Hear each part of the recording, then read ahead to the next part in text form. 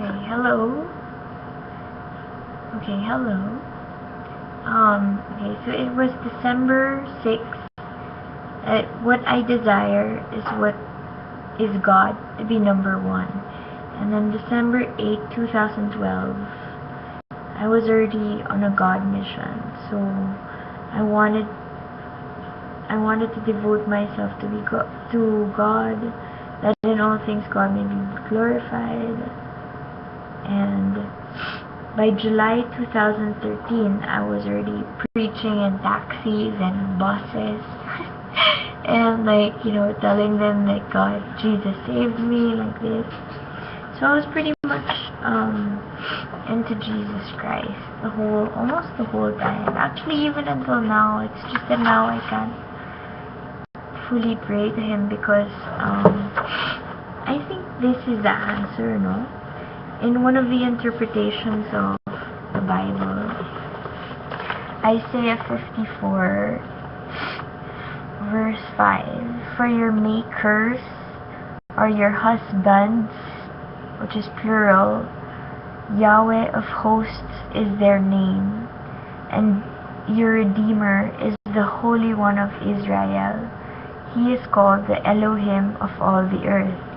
So this is actually where the Holy Trinity came from, or that concept, because in the Bible God talks as if they are many. So it's Yahweh of hosts is their name, and my Redeemer in particular is Jesus Christ. And why is this so? Ever since I felt a divine affinity with Jesus, and it culminated in the last day of my recollection, when I said,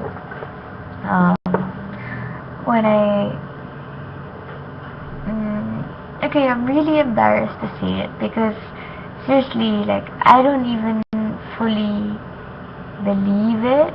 I'm just opening my mind, and the reason why I can't speak with authority is because I don't want to lead anybody else with the wrong religion or wrong faith. That's why I am inviting everyone to search with me, to be a seeker with me, to find out who is our God. So, when I was in the recollection, it was the most intense, no? So at that time, Joshua Mills had come to the country, and ever since he came, I think, no, a little before, in one recollection, I would tremble from here up to my neck. I tremble when I pray. And wait, let's do this chronologically.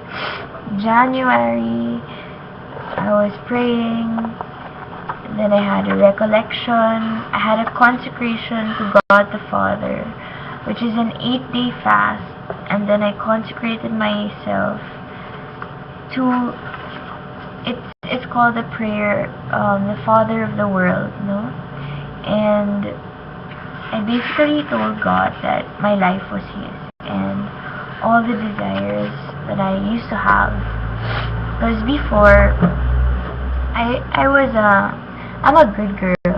So when they say you have to be good in school, I'm good in school, and that makes me happy. You have to be popular, whatever. It's good to be popular. Let's say be a VJ. Okay, I was a VJ. It's good to be a beauty queen. Okay, I was a beauty queen, or at least I won for first runner-up. Anyway, all of these things, they're just ego-centered. You do it so you feel important. You do it so you feel good. But all of these things are superficial and fleeting. But all you really need to know is that God loves you, and we are made in God's image, and you don't have to be anything more than who you really are, because in every person there's an imprint of your desires and your will, and you know, like how special you are to God. Nobody else can be you. Only you can be you. And, you know, like that's why sibling rivalry is so dumb. Because you are a masterpiece unto yourself. It's like Pablo Picasso, if comparing a Pablo Picasso painting to a Gustav Klimt, you know, it's two different things, two different expressions, and each person is their own. It doesn't matter like how rich or how popular, how good looking you are. I mean, believe me, I was super vain. Well, one of the signs is that, you know, I'm this figure. I'm super vain, and I used to think that, you know, I have to be like this for me to be happy. But the truth is, I just had to realize who I was in God's identity, you know, as a son of God. Anyway, that's so long. Basically,